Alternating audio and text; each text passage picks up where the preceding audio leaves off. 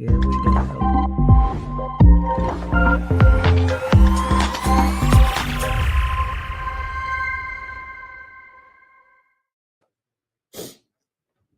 Hey everybody, it's Jim, it's Matt, it's Friday. And Matthew, I don't know about you, but in the first day of the tournament, I gotta say I was surprised at the amazing putting. My goodness, there was guys rolling it in from way out of town.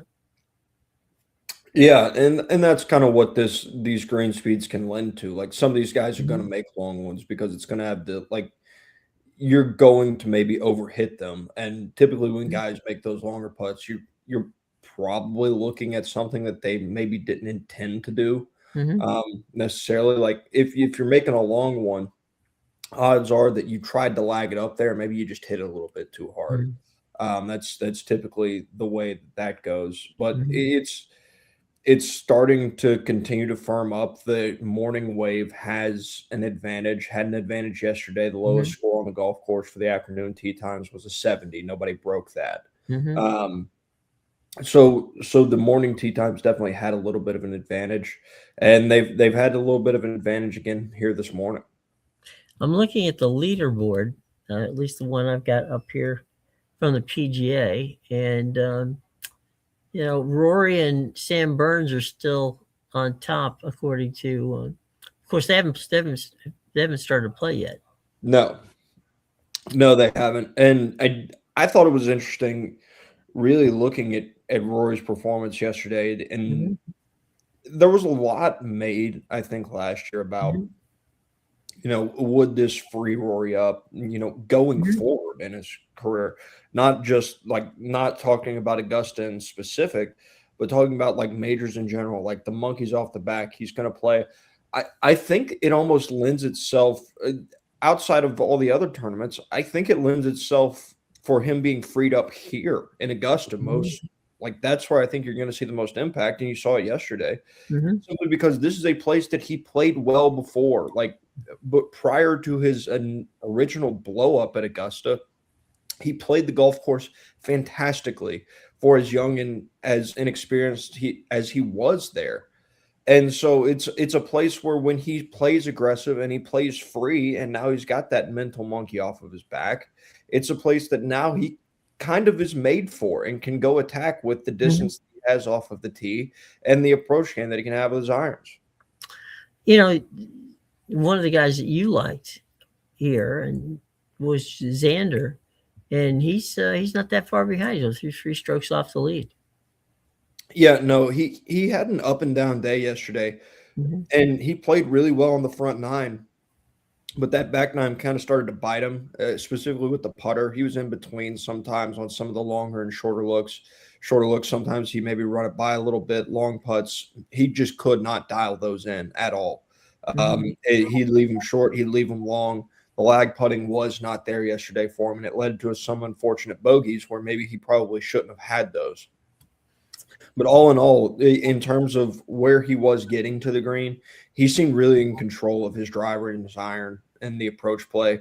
And so that's stuff that I think is going to probably carry over for Xander. And specifically today, where you have these pin locations that are a little bit more attackable across the golf course, you'll probably see himself be in better proximity and potentially go a little bit lower and play a little bit better than he did yesterday. I'm looking down the leaderboard here at in a tie for 21st place is Scotty Scheffler. And he's out today. He's played 6 holes. And right now, I believe he's at -2. He's 2 over par right now. He's even for the tournament. So he dropped the 2 strokes he had yesterday. Yeah. Started the day 2 under. And those came on the stretch of 4, 5, and 6, where it's a par 3, that really hard par 4 fifth, and then you go to another par 3 on the 6th hole.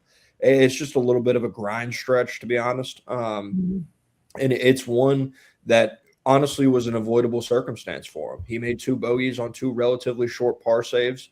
But we talked Mhm. about it yesterday how important it is to make par from 4 and 5 feet, and those are two things that he did not do in that stretch of holes, and that's why he's at even par right now for this golf tournament. Yeah, one of the things, I don't know if you got to see it yesterday, but I thought all the telecast groups did a very, very good job. Yeah, and that's kind of what you expect. You get a little bit of this mixed bag where maybe these are Mhm. broadcast groups that don't always work together. Like I know Johnson Wagner's working with Mhm. Shane Bacon, and I can't remember who the other guy is. For the featured group coverage, and they do a really Mhm. good job there. Obviously, you've got your main broadcast that does a good job. I wasn't able to catch the Amazon Prime coverage, but I would assume Mhm. based on the lack of noise around it that it Of probably grief, went yeah. over pretty well. It did. It was very entertaining, very interesting. Yeah. It transitioned well into the ESPN package, and I'm you know, I'm somewhat, well, I'm not gonna say somewhat. I'm very partial to Scott. I've known him for years. Um, I'm happy that he's getting to do that. Hmm. And, you know, a guy who knows golf, like Jim Nance we talked about yesterday, of course, is Van Pelt. And I think that that translated yesterday. You know, it Hmm. was like he knows what he's talking about. He doesn't oversell, and that's the one thing I like about Scotty. He's the one ESPN guy that I know that's going to be the same every time. It's not hot takes, not none of that crap. Scotty's just your basic throwback ESPN guy. Yeah, yeah, a journalist. Mm-hmm. More than anything, and that's good because you have guys like there was a reporter yesterday that was talking to Bryson DeChambeau after his 4 over first round that he shot, and they were asking him about his 5 iron, Mm-hmm. how comfortable he felt with it. He's playing with 3D printed irons, and Mm-hmm. they're just sitting there asking him questions like, you gonna go get another one printed up? And he's like, well, no, like Mm-hmm. this has to be USGA conforming. Right. We're not gonna pass these tests, and it's just Mm-hmm. I guess sometimes when you have people that ask questions, and I don't know who asked the question, I'm not attacking them because Mm-hmm. knowing that the club has to be USGA conforming may not be like the surface level stuff, but that's just like it's an annoying line of questioning for Bryson when he shot a Mm-hmm. 4 over, and it's one that just didn't really need to be asked. Well, I think, look, having done this for a long time, you talk to your reporters on, and I mean, this is kind of like the Super Bowl golf.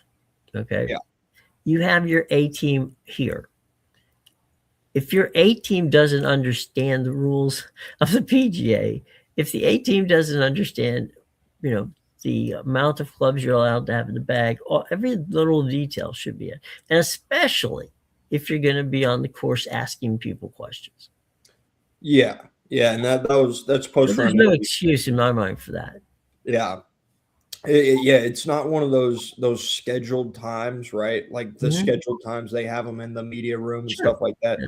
It's just one where he's walking off the course and they ask him if he will, and he agrees to it. And so Hmm. that's one of those like it's an optional thing for him to do. Hmm. And I bet you mid that line of questioning, he was thinking, I should have just said no. I should have gone to the range. I should have gone. Right. I should have ate dinner. Like, Right. Grabbed a pimento sandwich and a Coca Cola and just kind of rest for a little while, then go out and hit balls on the range. yeah, Um, exactly. my first job with from a network standpoint was doing the wrangling. Okay, Hmm. it would be me to go out and say to you know I'll say Curtis Strange because that was one of the first people that comes to mind. You walk over to him, you say, Curtis, Jim Williams, CBS, Jack Whitaker would like to do an interview with you. Hmm. Do you have time? And they said either yes or no. 99% of the time, they said yes. So my little golf cart would be there, and I just, we would zoom over to to where Jack was with his location, and Jack would be ready, and he would just knock it out. So, as you say, these guys have played uh, 18 holes of golf. In his case, he had a bad day. Um, Sometimes when not to ask a guy.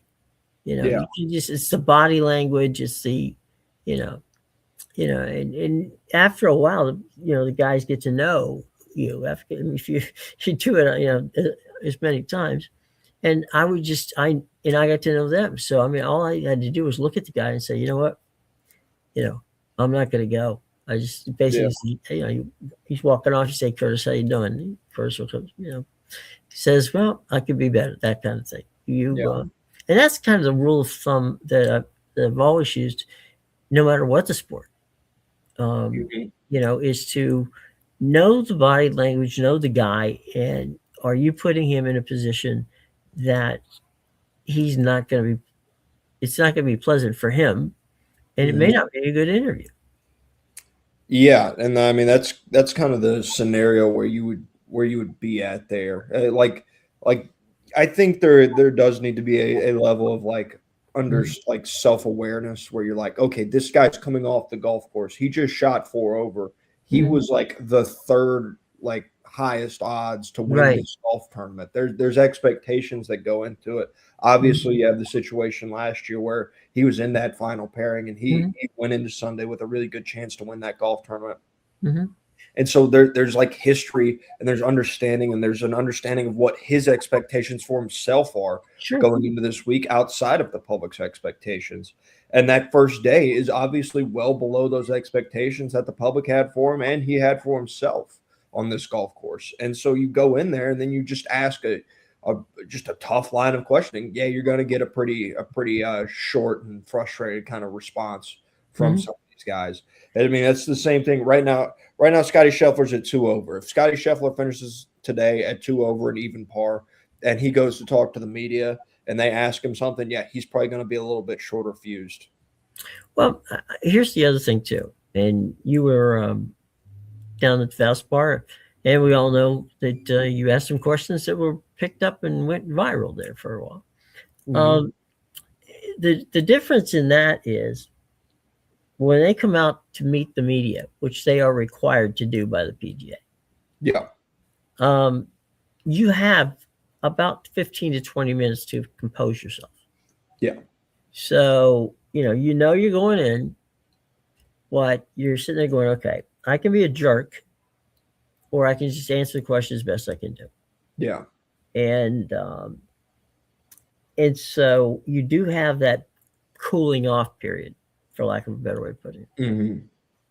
And so you're not. I mean, that's the problem with, and this carries over into all sports. The instant reaction after the game, whatever the game may be, you don't have time to process it. Yeah. You either lost the game or won the game. If you Yeah. won, you're happy. If you lost, you're pissed. Okay, but I, um, this past season, I remember in the Ravens media room, uh, you know, you're going to talk to Lamar Jackson. Mm-hmm. He's quarterback. He's coming up. And Mike, one of the guys from the Baltimore Sun, said to Lamar, you know, what about the back in the second quarter? You da da da da da. And Lamar goes, I don't remember what I did in the second quarter. Mm-hmm. He said, I literally, Mike, he says, he was being overly nice. Yeah. He said, Mike, honest to God, I just walked off the field. I, I'm in a bit of a daze. We lost the game. I'm not sure what happened.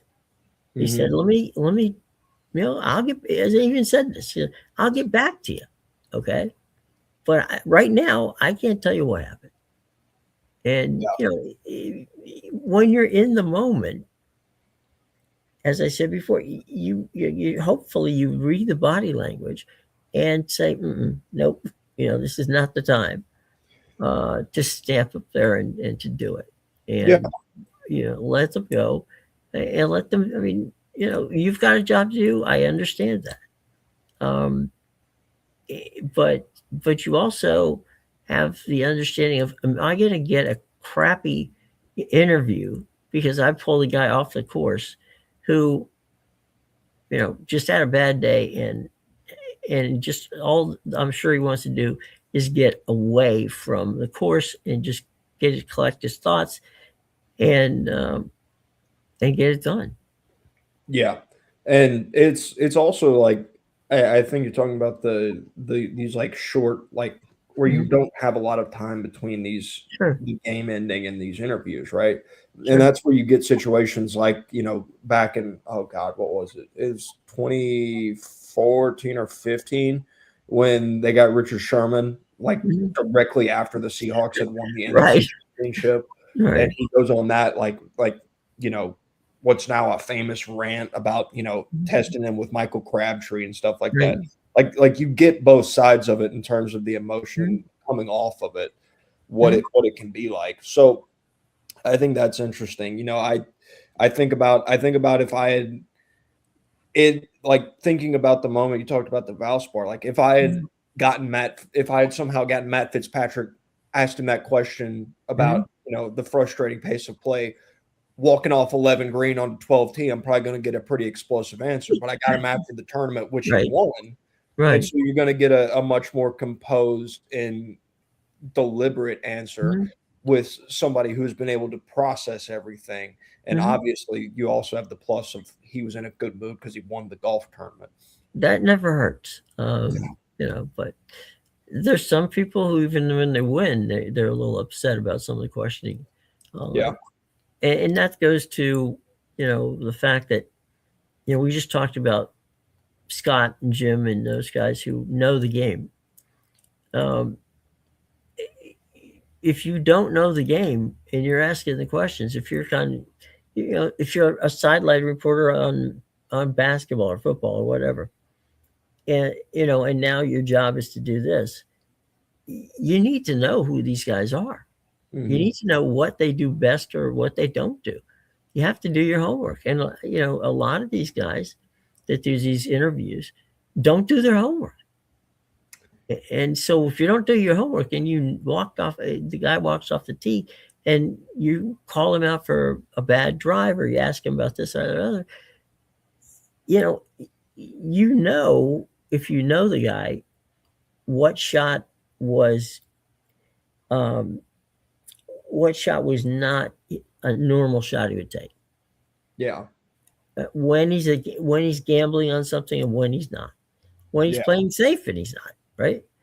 Yeah. But if all you do is you're watching the event on television, then you don't know the guy.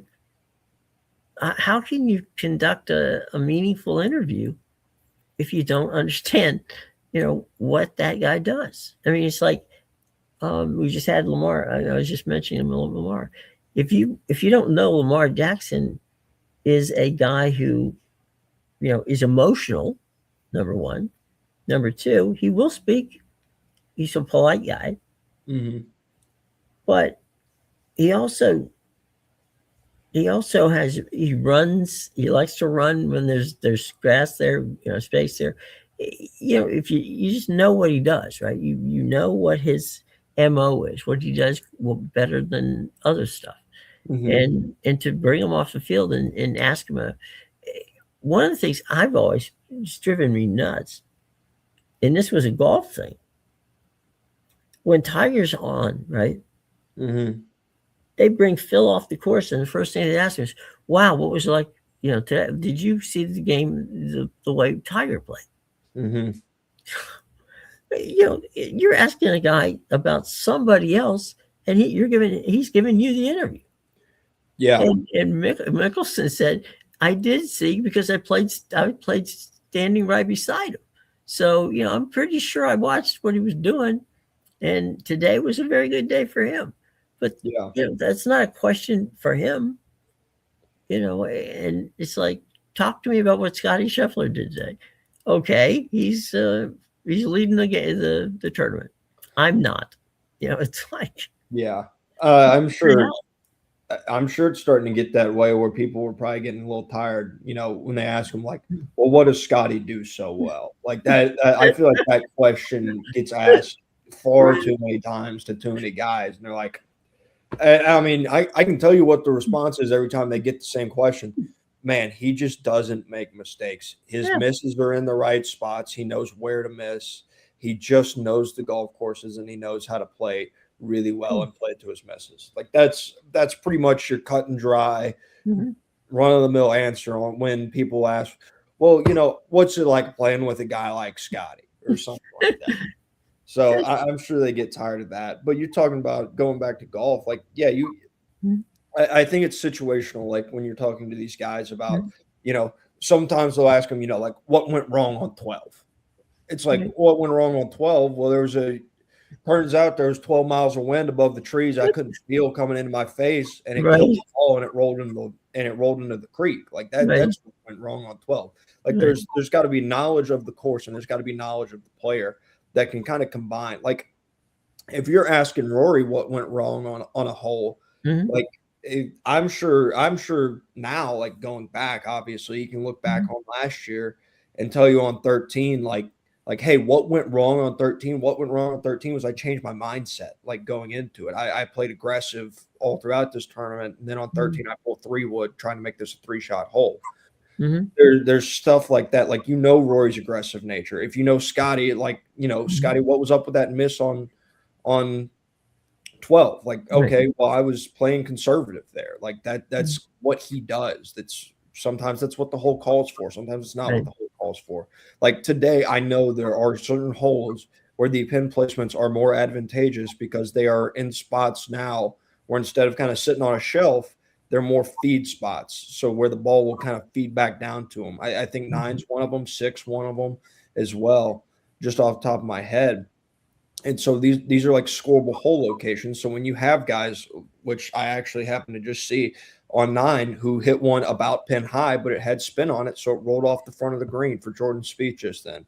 And that's something where you go like, hey Jordan, like what was up there? Well, it was a gettable location. I got aggressive and I Mhm. missed my number. Like that's what happened there. So it does take knowledge of the course and knowledge of the player to kind of understand the round that they went through Mhm. throughout the day. It's you just talked about Jordan Spieth. I remember, I think it was last year. I forget what the tournament was, but someone asked Jordan, "Hey Jordan, on 10, you shanked the ball and it went into the trees.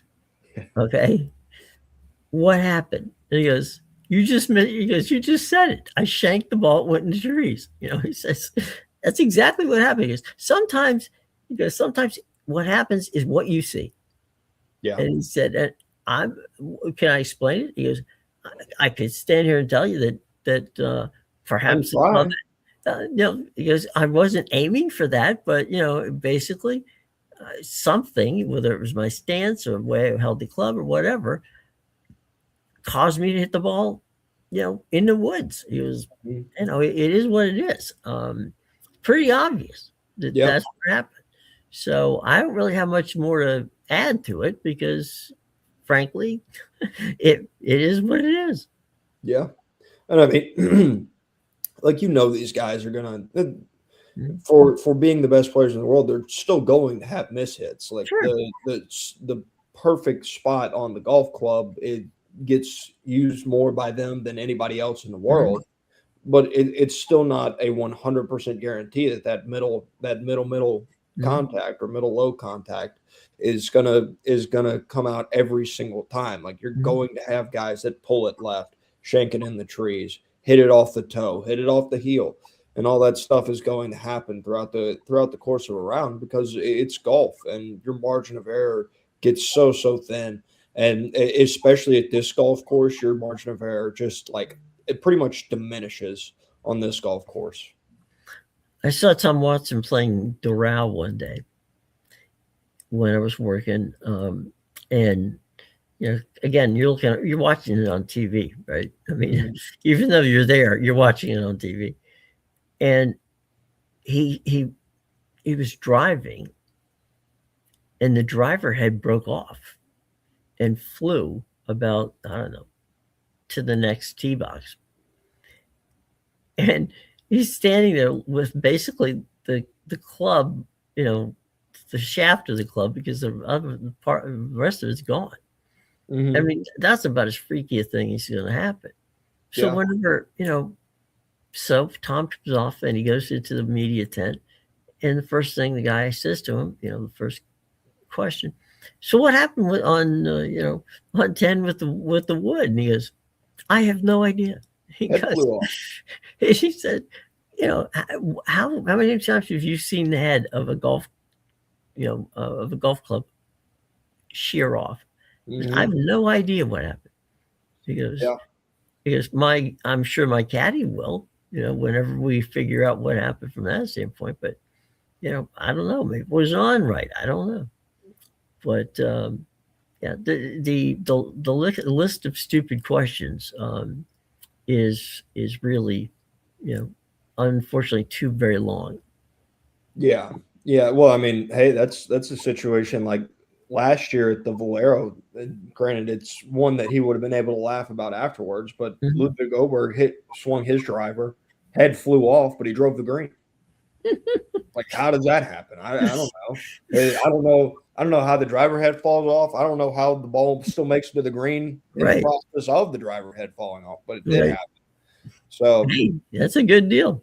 yeah, and I mean that's generally something where you're going to have like the adhesive is has like maybe it's heated up, maybe it's loosened, and that's what has done that. Like that's why people tell you not to leave your golf clubs in your car because Mhm, if it gets hot in the summertime in the back of that car, the adhesive agent that's used on golf clubs mhm. can loosen and it can lead to stuff like that happening on the golf course.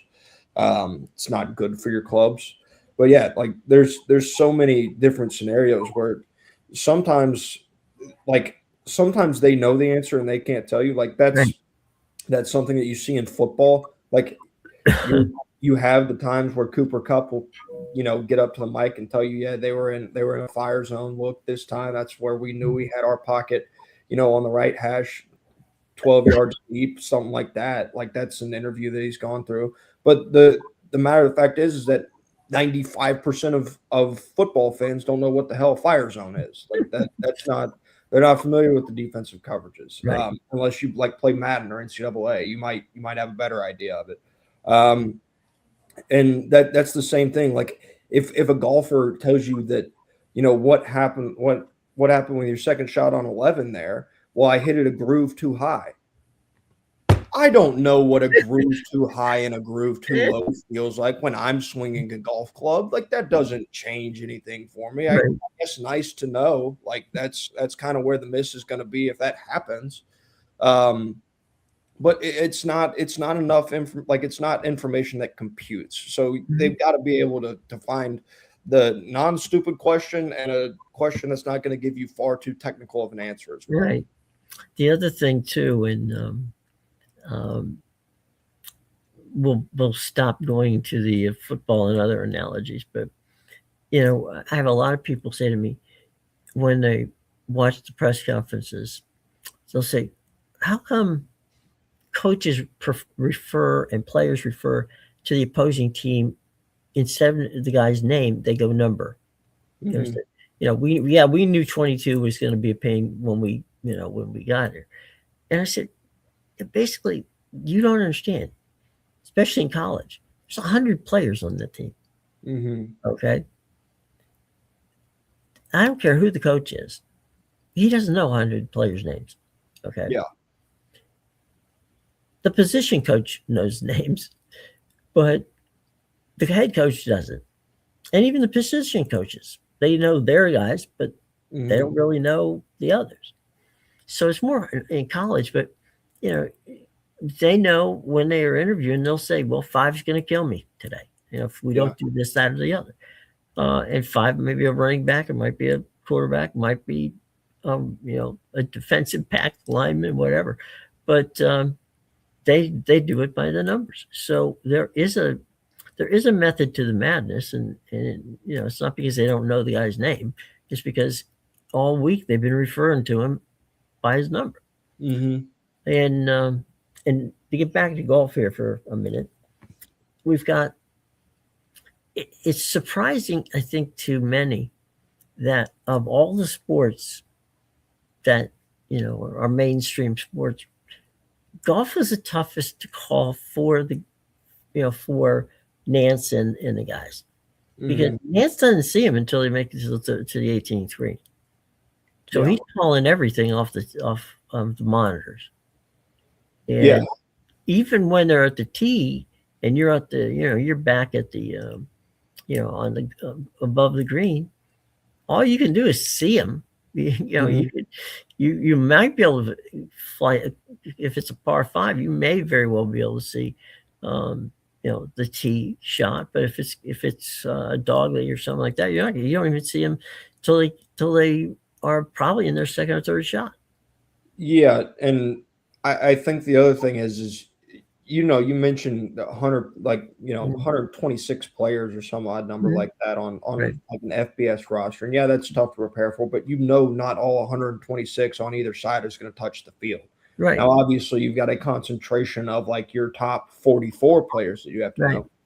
Like in golf, you not only do you not see them the entire time, Mhm. you have got in this tournament alone Mhm. for the first 2 days, you have 91 different rounds that you have to cover of golf. Mhm. And the scorecard is not always indicative of like the round that they've had. Mhm.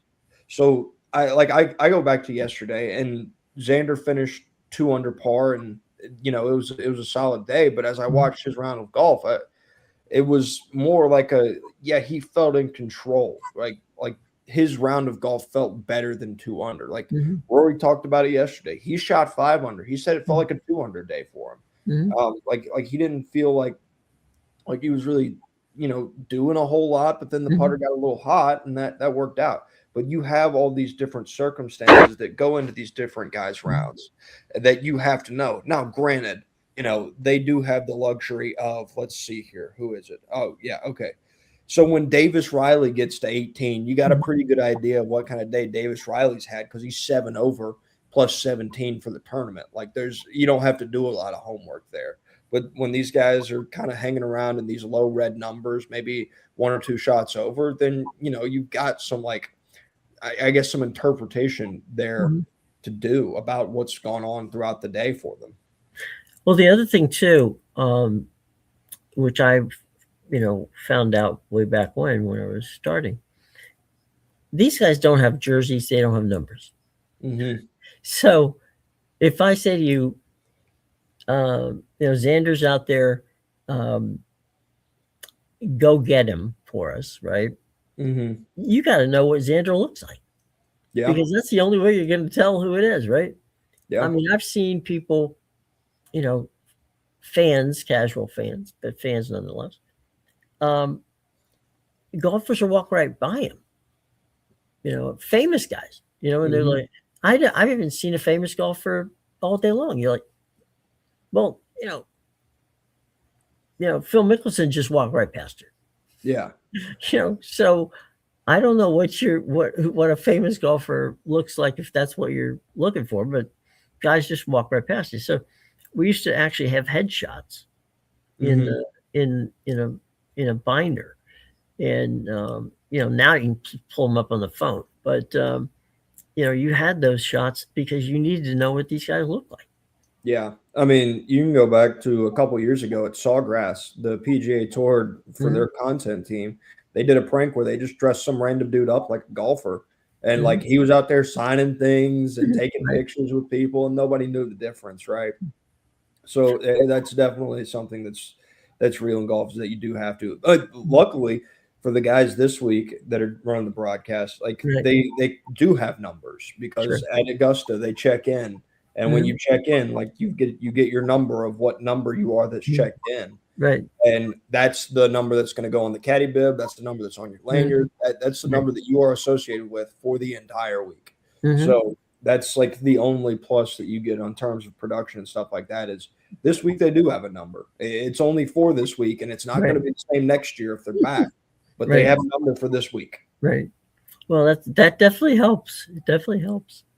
Um, So where are we on the leaderboard here? I haven't checked lately. Wyndham Clark's had a really good day. He's at 4 under through 17. He's moved all the way up to a solo third right now. Wow. Justin Rose is 1 under through the first 9 holes. He's at 3 under and a tie for fourth. The leaders, Burns and McElroy, have yet to go off. Burns is about to tee off. He's in the group with Jake Knapp, and I don't know who the other person they're paired with is. Just give me 1 second. And Cam Smith, the Australian from the Live Tour, is playing in their group as well. Burns, obviously, one of the co-leaders. Rory goes off at 144. But yeah, a lot of the red some of the red. Let me rephrase that on the top of the leaderboard has yet to go off. Shane Lowry and Xander Schauffele both sitting at 2 under and a tied for eighth. They have yet to start. Jason Day and Patrick Reed, both in a tied for fourth at 3 under. They have yet to go off, and they don't go off until 1 p.m. Same goes for I believe it's Nick Taylor, and Tommy Fleetwood, both sitting at 1 under par. Only 17 guys that are under par right now. Your current cut outlook is at actually it's moved. The current cut line is sitting at 4 over par right now. Wow. That's going to be an interesting situation because there's a lot of people who are talented and big name guys are not going to make that cut. Yeah, and that's where you have. I think the biggest thing is for some of these guys, like it might be a little bit of a weight off their shoulders. Like I'm sure for Bryson, when he tees off here in another 40-ish minutes, it's if the cut line is sitting at 4, it's going to be a little bit less about making the cut and a lot more about just trying to get back into contention, right? Like it almost takes a little bit of that pressure off when you have that cut line hanging around there.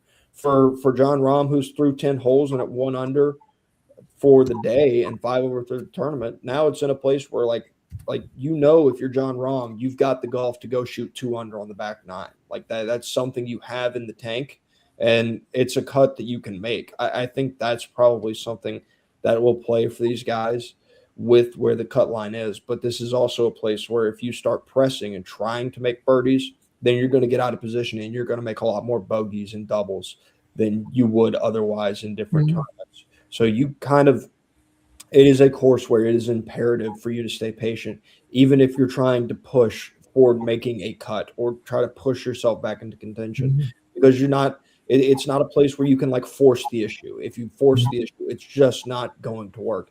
You have to make your 4s, you have to make your 3s, and realistically, you've got to go make your birdies on your par 5s.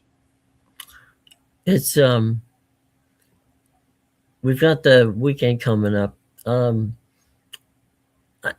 We have a star-studded leaderboard. I mean, there's some guys there that they're the kind of guys you want to be there on Saturday and Sunday, and I think that's gonna.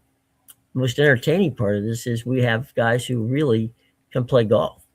Yeah, and they're, at least for now, it looks like we can't project because, as you said, the guys on top have not teed off yet.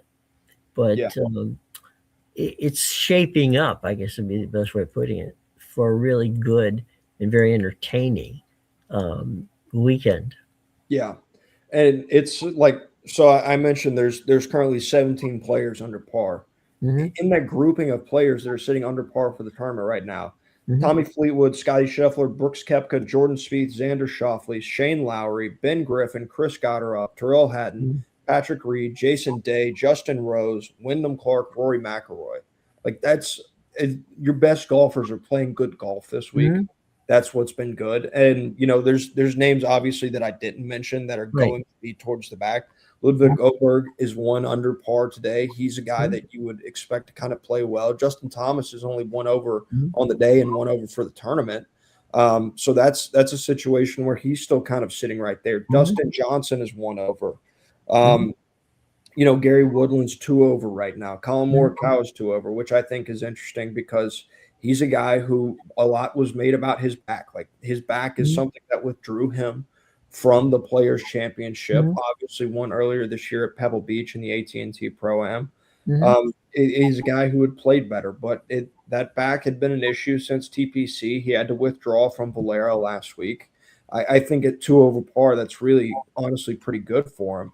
Matt Fitzpatrick's right there at 2 over par. Bryson is a guy where you don't expect him to go shoot 4 over. You don't expect him to go shoot anything over par today, knowing the circumstances. And again, I would be surprised if John Rahm doesn't make it inside of that cut line as well if it stays at 4.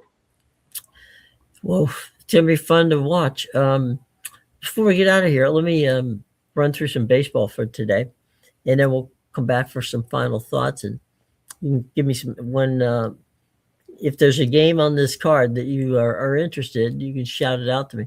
Pittsburgh's in Chicago. They're playing an afternoon game there. It's going to be cold in Chicago and windy. 2:20 is your Eastern start time. Uh, Arizona is in Philly tonight to take on the Phils. Soroka and Larzado is pitching tonight. Arizona is got Soroka and Larzado is for Philadelphia. Miami is in Detroit. That's a 6:40 start. Paddock and Montero on that one. I do want to Oh, go ahead. just quick touch. Miami's 8-5. Like Yeah. that's what a fantastic start for the Marlins, Mm-hmm. and really something where when you look at it and the like where they could be, where they Mm-hmm. are right now, I think for all of the young players they have and for what that pitching staff can be, this is a really good spot for a team that wasn't expected to do a whole lot this year in terms Mm-hmm. of the start that they've gotten off to. Yeah, they've done very well.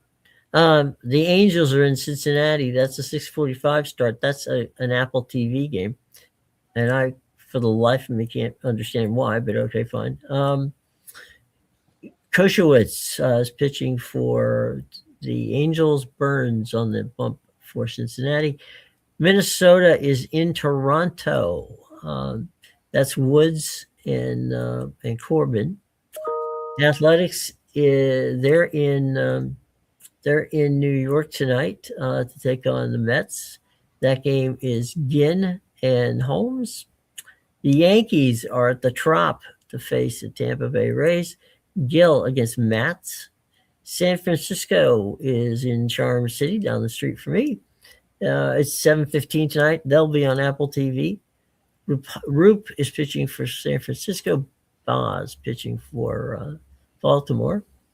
Cleveland is in Atlanta, and that's a 7:15 start. No, the lights right in my face. Siciliano, is that how it is? Tony. Okay, thank you. Coney and Elder. The White Sox, Kansas City. That's the 7:40 first pitch. Martin and Bubik on that one. Washington is in Milwaukee, 7:40 start. That would be Irvin against Patrick.